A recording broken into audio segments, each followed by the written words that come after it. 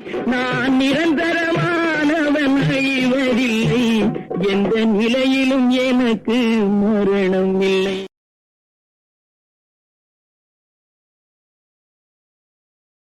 வாழ்க வளமுடன். நான் உமா ஸ்ரீனிவாசன். கண்ணதாசன் கைமணத்துக்கு நான் உங்களை அன்போடு வரவேற்கிறேன். இன்றைக்கி நம்ம பார்க்க போகிறது கிழங்கு வகையில் 2 டிஷ்ஷுங்க.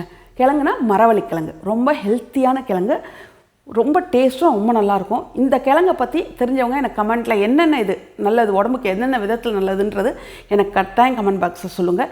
அதே சமயத்தில் இந்த கிழங்குல இன்னும் வேறு என்னென்ன வகை செய்யலாம் அப்படின்ற சொல்லுங்கள். எனக்கு தெரிஞ்சது ஒரு 4 வகை தான்.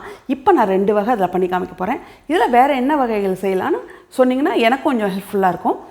இப்போ எப்படி பண்ணுறதுன்னு பார்க்கலாங்க. மரவள்ளி கிழங்குங்க வேக வச்சு திருகி வச்சுருக்கேன். இந்த பாருங்கள், வேக வச்சு திருகி இருக்கேன்.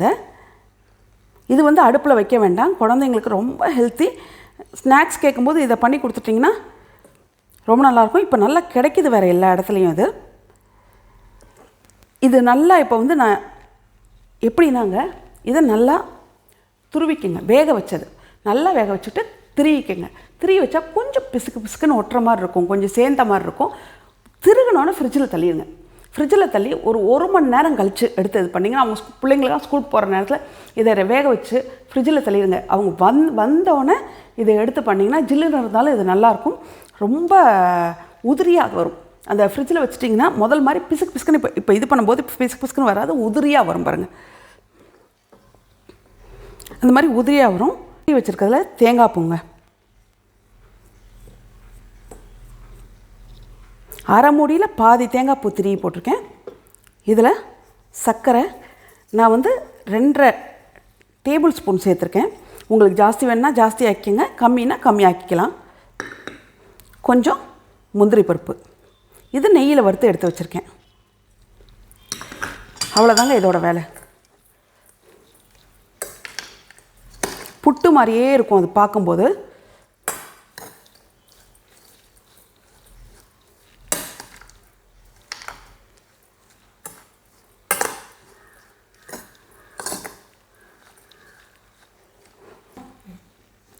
பாருங்க கலந்தாச்சு, அவ்வளோதாங்க இதோட வேலை. ரொம்ப சிம்பிள், ரொம்ப ஈஸி. வேக வச்சு திருகி ஃப்ரிட்ஜில் தள்ளிடுங்க. சர்க்கரை, தேங்காய் பூ, முந்திரி பருப்பு, இது 3 தான். முந்திரி வேணுங்கிறவங்க போட்டுக்கலாம், வேணான்னு விட்டுடலாம். ஆனால் இது அப்படி புட்டு டேஸ்ட் வரும், ரொம்ப நல்லாயிருக்கும். புட்டு பிடிச்சவங்களுக்கு இது ரொம்ப ரொம்ப பிடிக்குங்க. இதோட வேலை அவ்வளோதாங்க. இதில் பண்ணிட்டோம். இப்போ காரத்துக்கு நான் இப்போ தேங்காய் எண்ணெய் காய வச்சுருக்கேங்க. இதில் கடுகு, உளுந்து,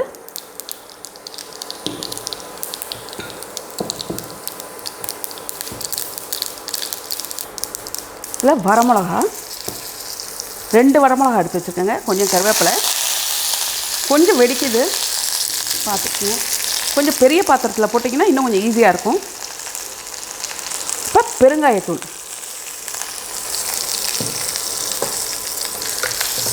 இப்போ பாருங்கள் மரவள்ளி கிழங்கு வேக வச்சு எடுத்து வச்சுருக்கேன். எப்படி வேக வச்சு எடுத்துகிட்ருக்கேன்னா, முதல் மரவள்ளி கிழங்கு நல்லா மண் போக கழுவிட்டு ஒரு இவ்வளோ பெரிய துண்டாக வேக வச்சு எடுத்துகிட்டு அதை தோலை உரிச்சிட்டு சின்ன சின்ன பீஸாக கட் பண்ணி, நமக்கு என்ன அளவு தேவையோ அந்த அளவு பீஸ் கட் பண்ணி இன்னொரு சட்டியில் தண்ணியை கொதிக்க வச்சு அதில் கொஞ்சம் மஞ்சத்தூள், உப்பு, இது 2ஐயும் போட்டு அப்புறம் இதை போட்டு ஒரு 2 நிமிஷம் கொதிச்சோன்னே இறக்கி வடிகட்டி வச்சிட வேண்டியதாங்க.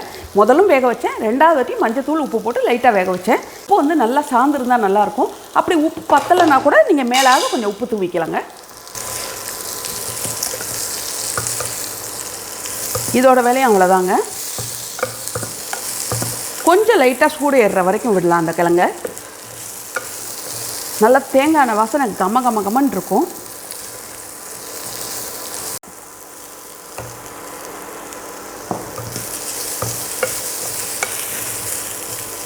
இதில் ஃப்ளேவர் ஆஃப் பண்ணிட்டேங்க. இதில் ஃப்ளேவர்னு பார்த்தீங்கன்னா பெருங்காயம், கருவேப்பிலை, மிளகா இதெல்லாம் தாங்க நல்ல ஒரு ஃப்ளேவர் கொடுக்கும்.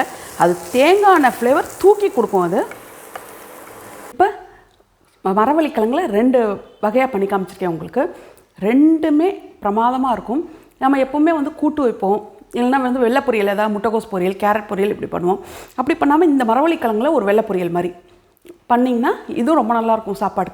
சாப்பாடுக்குன்னா ஒரு காரசாரமான சாப்பாடுக்கு இது நல்லாயிருக்கும். ரொம்ப நல்லாயிருக்கும். நீங்கள் இதை ட்ரை பண்ணி பாருங்கள். கட்டாயம் ட்ரை பண்ணணுன்னு உங்களுக்கு பிடிச்சிருந்தா லைக் பண்ணுங்கள், ஷேர் பண்ணுங்கள், சப்ஸ்கிரைப் பண்ணுங்கள், பெல் ஐக்கான் பட்டன் கிளிக் பண்ணிடுங்க. வாழ்க வளமுடன்.